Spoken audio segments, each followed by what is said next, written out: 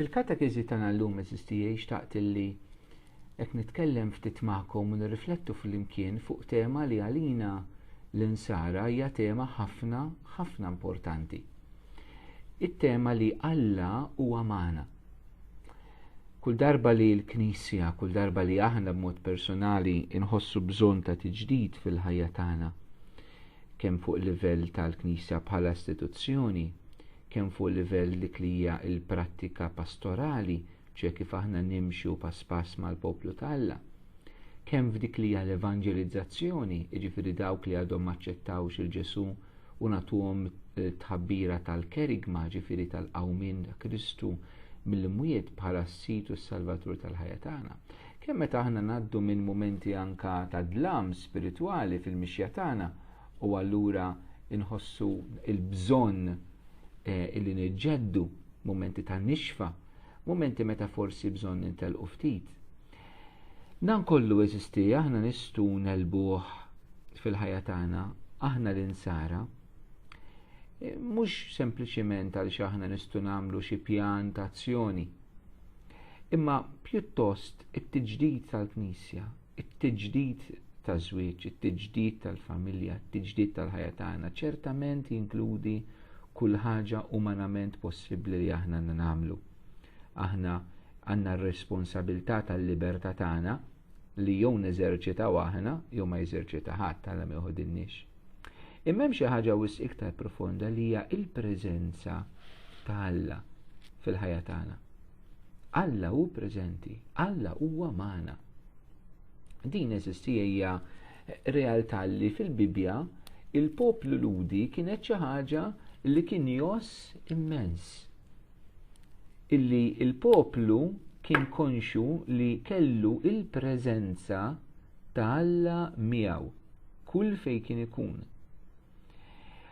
U din il-preżenza ta' Alla eżistijej issib il-milja tagħha fil-persuna għażiża ta' Ġesu Kristu. Alla li sar bniedem. Fil-fatti, fil-kuntest tal-misteru tal-inkarnazzjoni, jiġifieri t-tieni persuna tat-Trinità illi ssir bniedem, il-persuna ta' Ġesu Kristu. Fil-Evanġelju skont San Mattew, kapitlu 1 verus 22 sa 23, jgħidilna hekk: Dan kollu ġara biex iseħħ dak li kien qal il-mulej permezz tal-profeta meta qal: Ara, ix-xebba tnissel u jkollha eben u jsemmuh Imanuel, li bil-sinna jfisser Alla magħna. Propju il-ġraja kollha tal-inkarnazzjoni, Alla li jsir bniedem, nistgħu niġbruha hawnhekk hija l-ogħla manifestazzjoni tal-preżenza ta' Alla mal-poplu tiegħu. L-ogħla manifestazzjoni li Alla huwa tassew magħna.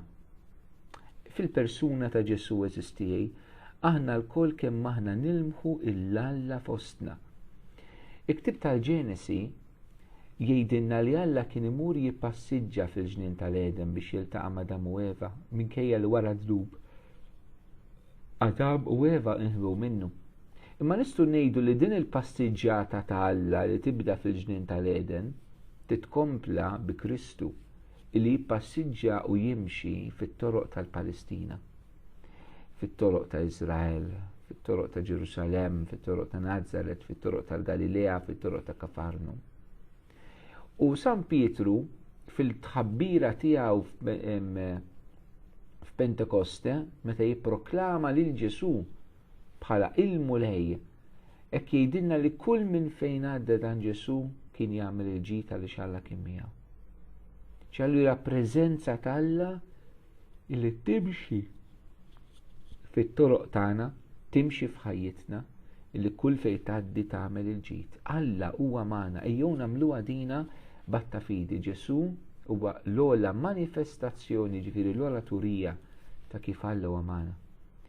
Ġesu nnifsu mbagħad jekk fil-bidu tal-Vanġelu San Mattew huwa l-Evanġelista illi jinterpreta l-misteru tal-inkarnazzjoni bħala Alla magħna, l-Emanuel, l-eluq tal-Vanġelu ta' Mattew jerġa' biex ngħidu hekk isemmanna l-istess tona, l-istess mużika biex ngħidulek, imma dit darba mhux l-Evanġelista imma huwa Kristu nnifsu nsibuha fuq fommu meta jgħid wara jiena magħkom dejjem sal-aħħar ta' żmien. Il-Vanġelu ta' Mattew kapitlu 28 vers 20. Jiena magħkom dejjem u sal-aħħar. Wow, x'kelma qawwija eżisti li Ġesu qiegħed jagħtina. Jiena magħkom.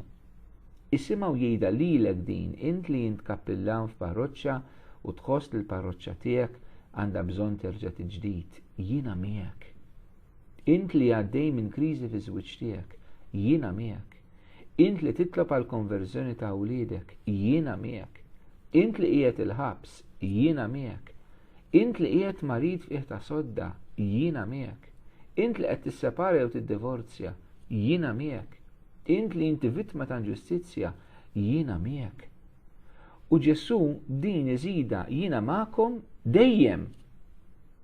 M'hemmx ċirkostanza li l-mulej ma jridx ikun magħna. Tista' tkun sempliċement fl-iktar affarijiet umani, id-divertiment, l-irqat, il-mistrieħ, l-ikel, ix-xorb. Għall-affarijiet ta' xogħol u l-impenn tagħna fiż-żwieġ u fil-familja, fid-dinja tax-xogħol. Għall-realtajiet kollha tal-Knisja tal-ħajja spiritwali tagħna. Il-mulej dejjem magħna. Huwa magħna dejjem. U jkompli jżida jiena magħkom. U mela wan magħna tu dejjem trid sal-aħħar. Sal-aħħar ta' żmien. L-aħħar ta' żmien sakemm Ġesu jerġa' jiġi. Sal-aħħar m'hemmx mument meta eżisti Ġesu mhux magħna u din importanti li aħna bħala nsara nemnuha eżisti. Anka meta ngħaddu minn mumenti anka bħala Knisja li jidhru mumenti jibsa. Meta ngħaddu minn mumenti meta donnu kollox sejjer ħażin kemm fid-dinja, kemm fis-soċjetà u anka fil-Knisja. Meta anka fil-Knisja ma nibqax naraw tajjeb. Meta ma nibqgħux naraw l-affarijiet skont kif iridhom Alla. Meta anka fil-Knisja eżistijej naraw it-taħwit f'ċerti momenti. Taħwit ta' nuqqas taqbil fil-Knisja, taħwit meta ma jkunx hemm dejjem l-ubidjenza lejn l-isqof jew lejn il-Papa fih dan il-Knisja. Taħwit meta naraw saċerdoti jattakkaw li xulxin, taħwit meta naraw firdiet fil-komunità tal-parroċċa, firdiet fil-komunitajiet ekleżjali anka ġodda, meta naraw anka nies fil-ħajja konsagrata li ma jagħtux xhieda tal-professjoni reliġjuża tagħhom, meta naraw żwiġijiet fil-Knisja li jitfarku. Meta l-affarijiet ma jmorrux tajjeb, meta nħossu li Knisja issa d-dajsa li fuqha kien Pietru li kienet qed tereq. Imma anke dik id-dajsa li qed tereq, dik id-dajsa li qed tħabbat ruħha mal-maltemp, Ġesu kien hemm, anke kien jidher li wrieqet imma kien hemm, kien fid-dajsa u kien fil-maltempata, fit-tnien li huma, kien fil-maltempata u kien fid-dajsa. Aħna rridu nagħmlu dil-lat ta' fidi eżisti, għaddejjin minn xi għaddej, ferħ niket, oskurità dawl, Alla nħossuh jew ma nħossuhx. Il-fidi mhijiex dak li nħossu. Il-fidi mhix mimlija fuq il-ħass jew fuq l-immaġinazzjonijiet tagħna jew fuq x'nixtiequ aħna nemmnu. Il-fidi mibnija fuq il-kelma ta' Alla. San Pawl fil-Tratturi Rumani kapitlu 10 vers 17 jgħidilna l-fidi tiġi mill-mismieħ u mismieħ tax-xandir tal-kelma ta' Kristu. Il-fidi tiġi mill-kelma ta' Ġesu. Mela jekk Ġesu għalinna jiena magħkom dejjem, allura ekki huwa magħna dejjem. Huwa magħna sal-aħħar. Kif inhi jeżistijej? X'tagħmel din il-preżenza ta' Alla? Din il-preżenza li hija magħna. Ħa naqralkom xi siltiet mill-Iskrittura hekk li juruna din il-preżenza ta' Alla magħna dejjem sal-aħħar x'tagħmel fil-ħajja tagħna, fil-ħajja tal-Knisja, fil-ħajja tal-komunitajiet, fil-ħajja tal-familja. L-ewwel ħaġa l-ewwel mhux għax hija l-ewwel di u mbagħad di, just kif ħan nispjegahom. L-ewwel ħaġa nispjega kif hija preżenza li tferraħ. Salm 16 vers 11 jgħidilna int tallimni triq tal-ħajja. Hemm il-milja tal-ferħ quddiemek, hemm il-għaxqa għal dejjem fl-emintek. Hemm il-milja tal-ferħ quddiemek, il-ċeq quddiemek quddiem il-preżenza tiegħek. Alla jsir il-ferħ tagħna, ħabib tiegħi. U din aħna bħala nsara aħna hekk waħda mill-weġġat tiegħi ħankun onest magħkom għaliex nagħmel digression mill-qed ngħid imma tidħol fiha din. hija meta aħna bħala nsara nirraġunaw kif tirraġuna d-dinja. Għadna ma ddaħalniex f'qalbna li aħna bħala nsara ma nistawx nargumentaw u nirraġunaw kif tifhimha d-dinja. Niddialogaw mad-dinja ġifieri ma' min ma jemminx kemm trid, però ma nistawx naħsbuha bħal min ma jemminx. U aħna fuq din l-insara llum il-ġurnata, forsi mhux illum il-ġurnata biss ma aħna llum qed innejxu, imbagħtu biha. Irrid imur il-Knisja, imma mbagħad irid nirraġuna bħal min ma jmurx il-Knisja. Irrid inkun malla u xitan fl-istess ħin. Irrid nitlob imma mbagħad nirraġuna dwar Alla u dwar kollox, dwar kif jirraġuna imma jitlobx. U l-istess fuq di tal-ferħ, li rrid ngħid. Għan-nisrani Kristu rrid isir verament il-ferħ tiegħu. Ma jistax in-nisrani jibqa' jsib il-ferħ tiegħu kif jfittxu min mhux nisrani, fiex isib il-ferħ tiegħu. Isib il-ferħ tiegħu fl-affarijiet materjali, fil-materjaliżmu li toffri d-dinja li jispiċċa mal-mewt tiegħek kollox. Il-ferħ tan-nisrani, issa ma jfissirx li inti taqla xi ħaġa ma tifraħx biha ta' mhux qed ngħid dan, imma il-qalba tiegħek, qalbek ma ssibx il-paċi, il-kuntentezza, l-mistrieħ tal-qalb fil-materjaliżmu, ma fil-mulej Ġesu. Fil-hemm il-milja tal-ferħ quddiemek hemm il-għax għal dejjem fl-emintek. Salm 16 vers 11. Jekk hemm bżonn iktbu dan is-salm, iktbu dan il-vers, poġġih x'imkien fejn tidher. Li taraf, tifhem, temmen, tagħmel ta' fidi biex issib il-ferħ tiegħek fil-mulej, irid ikollok relazzjoni miegħu, mhix fidi psikoloġika, hija fidi ta' relazzjoni fil-ħajja tagħna. Li verament aħna nkunu sibna l-Ġesu u nigranfaw miegħu f'ħajjitna. Hemmhekk meta aħna nduqu naraw kemm hu tajjeb il-mulej. X'jiġifieri Alla jkun il-ferħ tiegħek, jiġifieri fil-mumenti qiebsa niket ta' tbatija. Il-kittama tiegħek mhijiex fil-bniedem għax il-mintaf se tinqala mis-sitwazzjoni. Alla jista' jinqedab mintaf iva biex jaqalek minn ċerti sitwazzjonijiet. Imma jekk it-tama tiegħek tpoġġiha fil-bniedem se jiddispjaċik. It-tama tiegħek tmut ma' dak il-bniedem u tispiċċa titkisser int kif itkisseru. Mentri Alla huwa l-blata tgħidilna l-kelma tagħha tas-salvazzjoni tagħna. Dik il-blata li mista titċaqla, mista titkisser, mista titqasam, dik il-blata li hija soda li jista' nserraħ il-qalb tiegħi. U allura iva Alla mbagħad ikun il-ferħ tiegħi. Mhux necessarjament il-ferħ tiegħi x'naqbes u nola u nitħaq, iva l-mulej jista' jagħtini anke dak it-tip ta' ferħ. Dak it-tip ta' ferħ. San Filippo Neri jeżisti kien bniedem ferħan immens. Il-war qaddis tal-ferħ, ma ferħ li kien joħroġ hekk anke minn din l-esperjenza li Alla huwa kollox għalih. San Filippo Neri li kien għamel esperjenza qawwija tal-Ispiritu Santu fil-ħajja tiegħu. Illi fil-katakombi meta kien qed jitlob hekk imtela verament bil-qawwa tal-Ispiritu da 10 snin jitlob din il-grazzja partikolari. U San Pawl fl-ittra tiegħu il-Galatin kapitlu 5 jgħidilna li l-ferħ huwa wieħed mill-frott tal-Ispiritu Santu. Allura sistijej hija preżenza li tferraħ. It-tieni, il-preżenza tal-Alla fil-ħajja tagħna hija preżenza li tipproteġi. Il-poplu diskopra lill-Alla bħala il-protezzjoni tiegħu. Salm 31 vers 21 jgħidilnek bil-ħarsin tiegħek tkenninhom kotra it-tnassis tal-bnedmin. Fil-għarix tiegħek taħbihom kontra tqassis tal-ilsna. Daw dan is-sens li Alla jipproteġi il-bniedem bit-qassis tal-bniedem stess, jipproteġi l-bniedem mid-deni, mill-ħażen, mix-xitan. Nix naralkom Salm 91. Meta tħossu l-bżonn tal-protezzjoni fil-ħajja tagħkom, nirrikmandalkom ħafna li dduru lejn dan is-salm. Huwa salm sabiħ, qawwi ħafna, itolbuh, ħudu nota tiegħu, itolbuh kien ieħor x'in ikolkom iċ-ċans. Ħan itolbu flimkien magħkom f'dal-mument. Jekk xi ħadd għandu Bibja qrib tiegħu jew fuq il-mobile, jew fuq il-tablet, jew fuq il-computer, jew il-Bibja ktib fiżiku, meta tisimgħuni l-pritka dejjem ġobbu Bibja ħdejkom eżistiji. Dejjem. Min jafni ħafna mill-pritki tiegħi huma mibnija fuq il-kelma tagħha. U tajjeb li tqalbuha, li tħażżuha, li titgħallmuha, li titolbu biha. Il-kelma tagħha għandna bżonna il-ħin kollu fil-ħajja tagħna.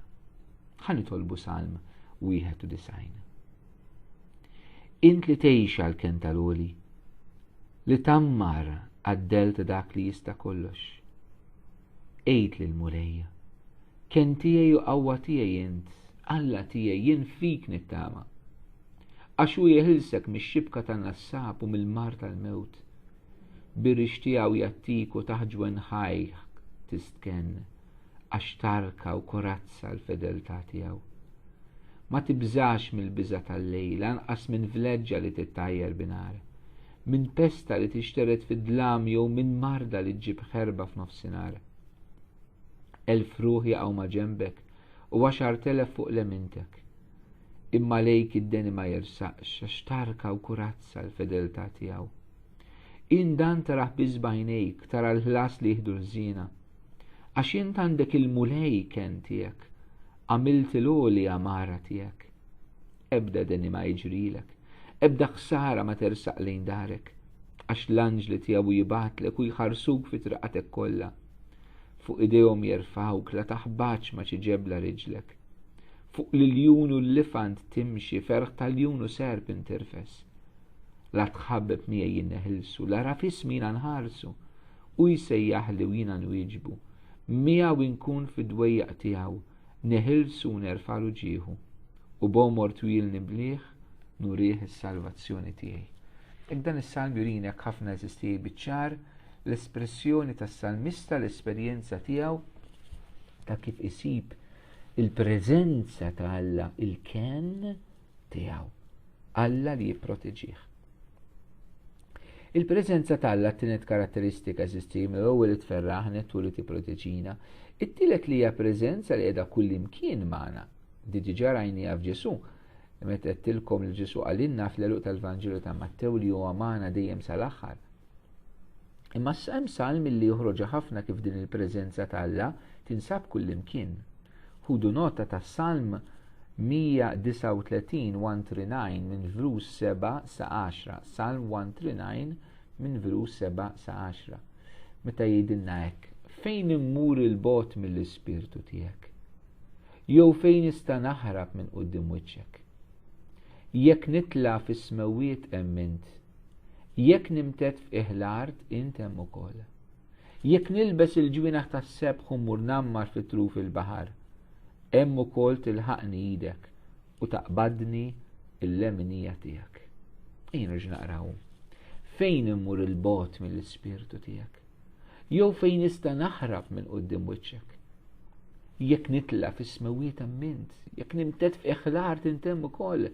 Jekk nilbes il-ġwienaħ tas-sebħ u mmur nammar fit-truf il-baħar, hemm ukoll tilħaqni idek u taqbadni il-leminija tiegħek. Hekk jew verament eżistijej, hekk konna din il-konvinzjoni, il-mulej miegħi kullimkien. Mela laj miegħi kullimkien jista' jipproteġini, kullimkien nista' nsib il-ferħ fih.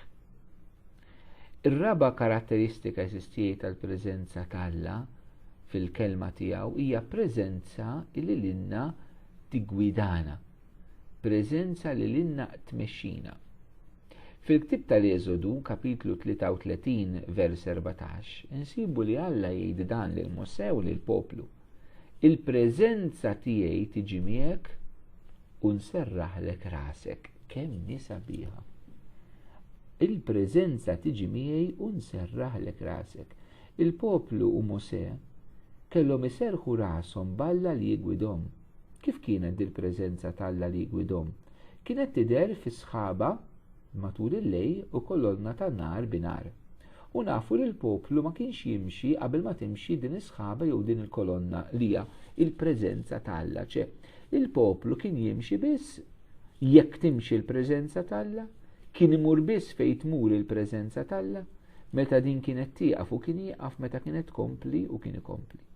F'Ġesu nsibu din l-istess idea espressa b'mod ieħor li huwa ir-raj u li n-naċ imorru wara ir-raj, kif jitlob anke s-Salm 23.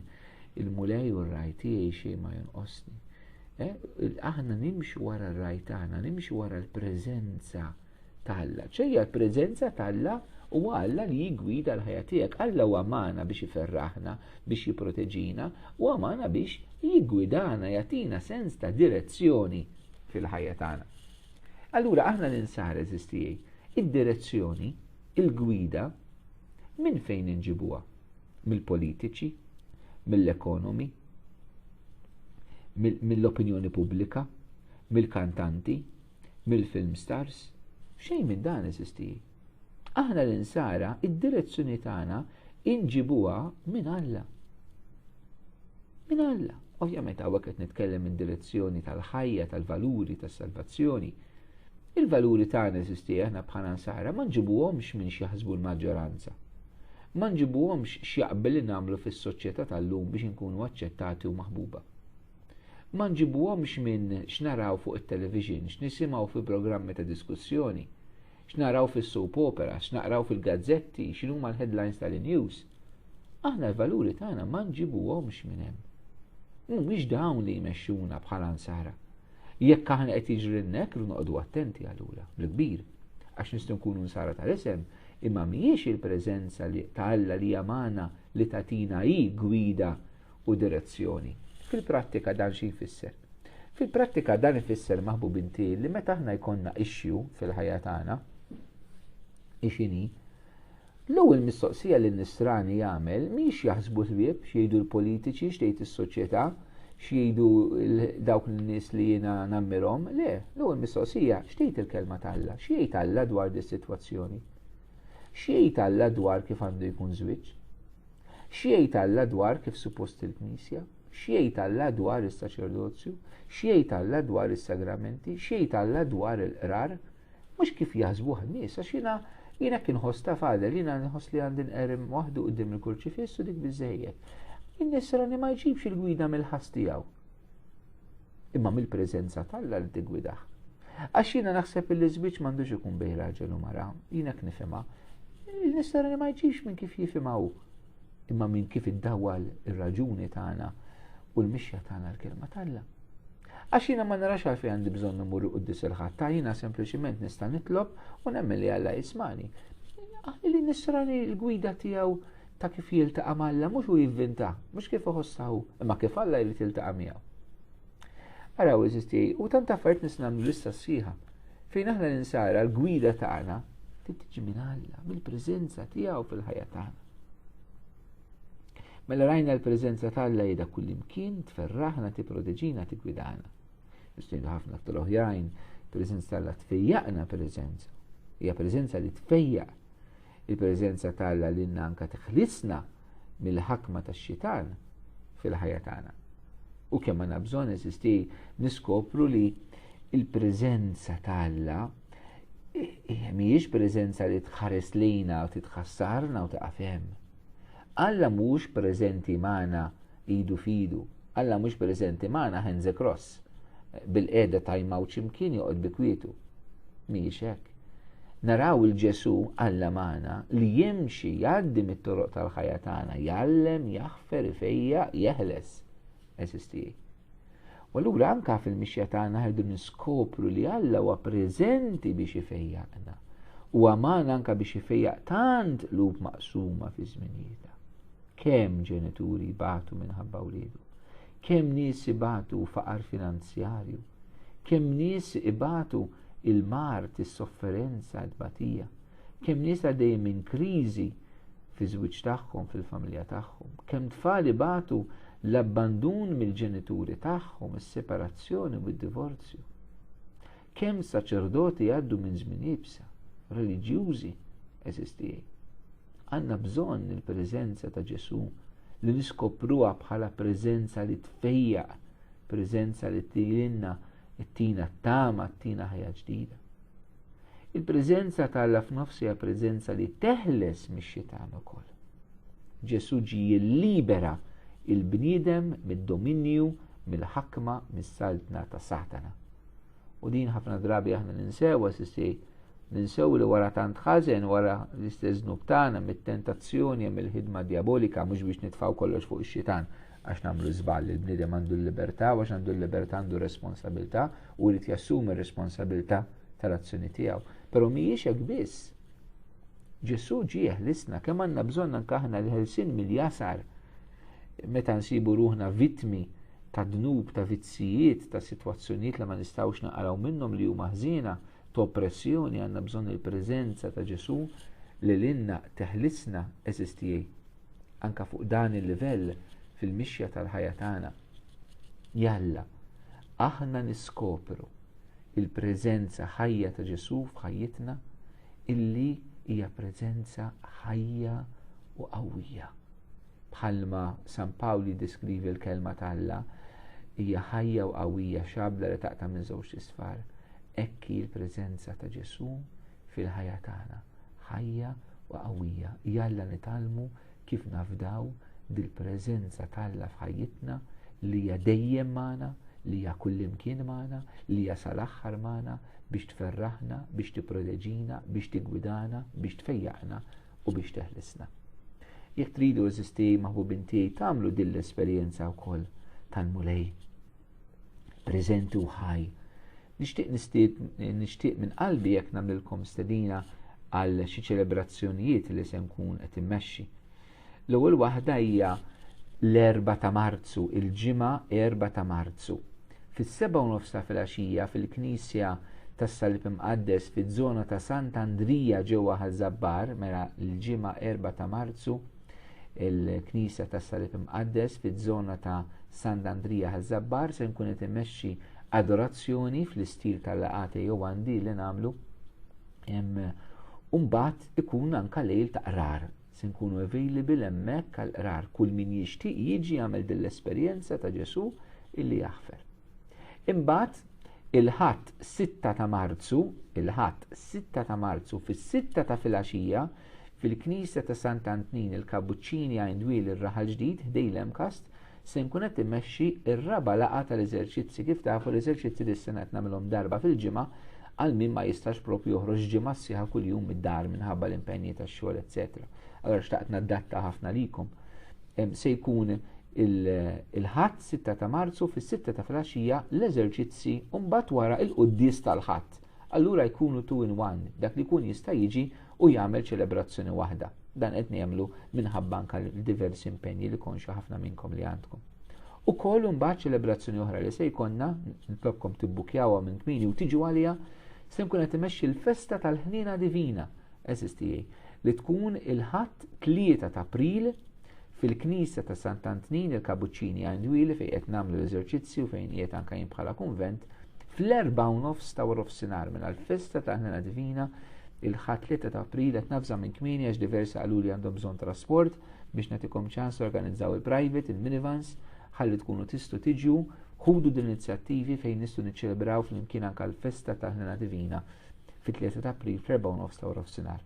Ukoll mod ieħor kif nista' ngħidkom anke naqsmu din ir-realtà tal-Alla x'inhu jagħmel u l-kelma tiegħu hija permezz ta' mobile application dawk minnkom li għandkom smartphones jisimha Periscope. Hija mobile application Periscope illi min għandu Android devices jew Apple devices jista' jiddownloadja fl-smartphone tiegħu fejn tkunu tistgħu segwu live anke il-laqgħat u l-attivitajiet li nkun qed immexxi.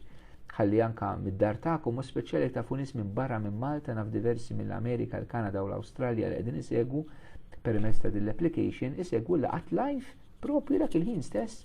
L-adorazzjoni, it-tok, it-taħdidiet, dak kollu li konna isegwu anke minn ma jistax jiġi isegwih bil-kumdita kollha minn kull fejn wieħed mill-mobile tiegħu. Ningrazzaw l-Alla t-teknoloġija fi żminijietna li ġibna ħafna ta' qrib xulxin. Ejjew nużaw anke daw il-mezzi sabiex ngħixu maqudin fil-preżenza tal-Alla u jekk nagħmlu dan il-mulej jagħtina islim.